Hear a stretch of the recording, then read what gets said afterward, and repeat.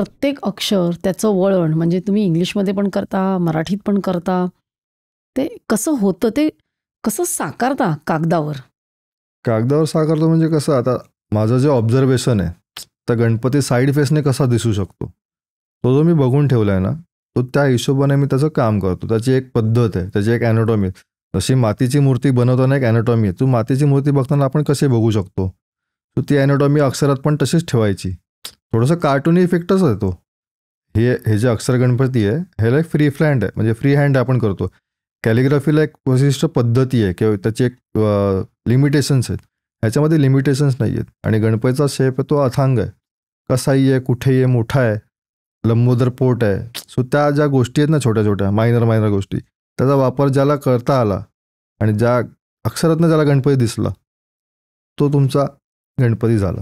आणि तुमचं observation main, की तुम्ही कुठच्या, म्हणजे गणपती कुठेही बघू शकतो ना, जो खाली बघतोय किंवा नाचताना वरती बघतोय, कधी कधी समोर बघतोय डायरेक्टली. ते जे ऑब्झर्वेशन आहे ते सगळं ऑब्झर्वेशनचं काम आहे आणि प्रॅक्टिस. आता ही कला मी जवळजवळ 13 वर्ष झाले करतोय. 9 फेब्रुवारी 2012ला मी हे सुरू केलं. तिथून ही जर्नी आत्तापर्यंत सुरू आहे. किती साधारण केले असतील असे? किती शेकड्यांनी? खूप झाले. 25-30 हजाराच्या वरती आर्ट केलेत. 25-30 हजार? खूप आर्ट झाले. म्हणजे मराठी झाले, इंग्लिश झाले, गुजराती आता चालू झालेत. अरे वा. गुजराती लोक पण कॉन्टॅक्ट करतात की सर आम्हाला गुजरातीच पाहिजे. ठीक आहे, देतो. त्याची एक वेगळी कॉस्टिंग आहे. पण लोक आवडीने मागून घेतात की सर तुमचं जे आर्ट आहे ते ॲटलीस्ट समजतं आहे मला. अक्षरं वाचता येणं पण गरजेचं आहे ना. काही आर्टिस्ट, आता मला बोलायचं नाही आहे, पण मी आर्ट जे करतो ते करणारे बरेच आर्टिस्ट आहेत बरेच. शिकलेले आहेत, काहींनी बघून शिकलेले आहे, काहींनी माझ्याकडनं इन्स्पिरेशन घेतलं आहे, काहींनी दुसऱ्यांकडनं घेतलं आहे. पण माझं म्हणणं काय की तुम्हाला जर अक्षर वाचताच नाही आलं त्या आर्टमधलं, तर ते अक्षर गणेश कसं होईल? ॲटलिस्ट ते रिडेबल तरी पाहिजे की तुमचं अक्षर. काहींची एक वेगळी मागणी असते की मला आर्ट पाहिजे, पण त्याच्यामध्ये मला एक अक्षर लपवलेलं पाहिजे. आता हा चॅलेंजिंग जॉब आहे. हा कसा करणार? लपवलेलं पाहिजे. काहींचं असतं ना तसं, म्हणजे त्या शब्दातलं एक लपवायचं आणि ते शोधून काढायचं. मग ते इझिली ना दिसता का, मग ते लपलेलं असेल पण तुम्ही शोधून दाखवा. असे चॅलेंजिंग जॉब पण आलेत मला. लोकांच्या डिमांड खूप असतात. काहींना पिवळं धोतर नको, कलर वेगळा हवा, ते खूप आहे. ते नॉर्मल आहे. पण हे जे अक्षर लपवायचा जो प्रकार आहे ना, तो करताना पण मला स्वतःला गंमत वाटते. ती रे काहीतरी नवीन आहे, बघायला मिळतं आपल्याला.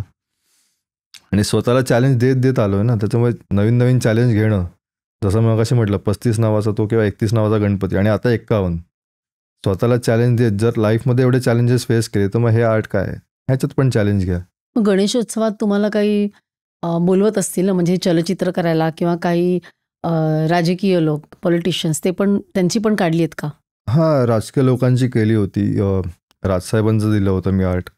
त्याच्यानंतर स्वतः आर्टिस्ट आहेत. हो, ते म्हणजे खूप त्यांनी, त्याचा पण असा इन्सिडेंट झाला की आदल्या दिवशी मी बाळा नांदगावकर आहेत, त्यांना मी आर्ट दिलं आणि त्यांना मी समजवलं की सर मला राजसाहेबांना एकदा भेटायचं आहे, उद्या बंगल्यावरती ये.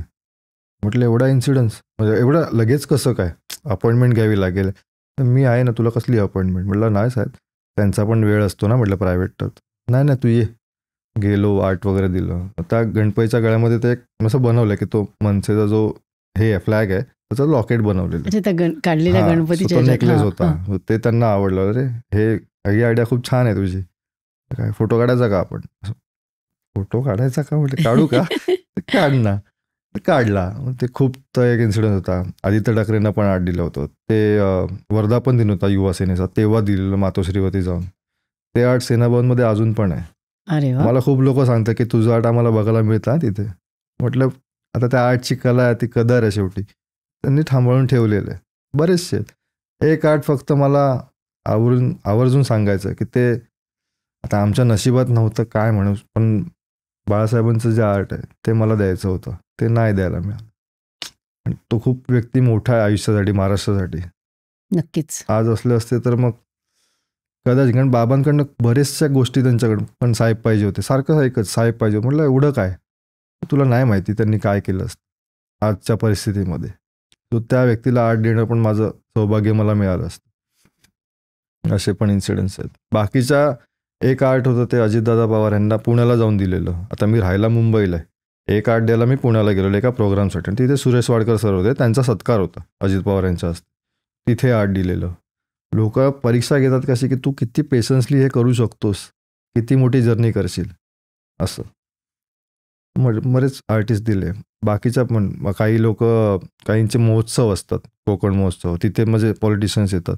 त्यांची आर्ट मला प्री प्लॅनमध्ये सांगून ठेवतात की हे नाव आहेत, हे तू कर, जे काय असेल ते आम्ही तुला देऊ. ठीक आहे, ते तसे आर्ट दिले. बरेचसे आर्टिस्ट असे आहेत. आणि मध्ये स्टॉल्स असतात माझे, लाईव्ह आर्ट जिथे मी करतो, लोकांना इन्स्टंट बनवून देणं, ते पण तिथे होतं. किती घेता साधारण, म्हणजे जे सांगू शकलात तर? हां, म्हणजे जनरली एका नावाचे लाईव्ह आर्टचे जे असतील ते 100 ते 150 रुपये असतात. आणि डिजिटल आर्टची कॉस्टिंग ही 800 रुपयापासून चालू होते. अच्छा. हां हां हां. मग ती गोष्ट कन्व्हिन्स करणं आईबाबांना की ह्या एका कलेवरती किती दिवस जगणार तो. म्हटलं मी येतो. जर मी क्रिकेटच्याला मागे नाही हटलो ना, हटलो पण एका मेजर इंजुरीमुळे, ह्या आर्टमध्ये मी मागे नाही हटणार. आणि म्हटलं तुम्ही स्वतः बोला की बाबा बस कर आता. पण मला हे बस नाही करायचं आहे, शेवटपर्यंत ही कला जेवढी जोपासता येईल ना तेवढी मी जोपासायचा प्रयत्न करणार. कारण ह्या कलेनेच मला माझं नाव दिलं कलाकार. तो ही कला सोडून कशी चालेल.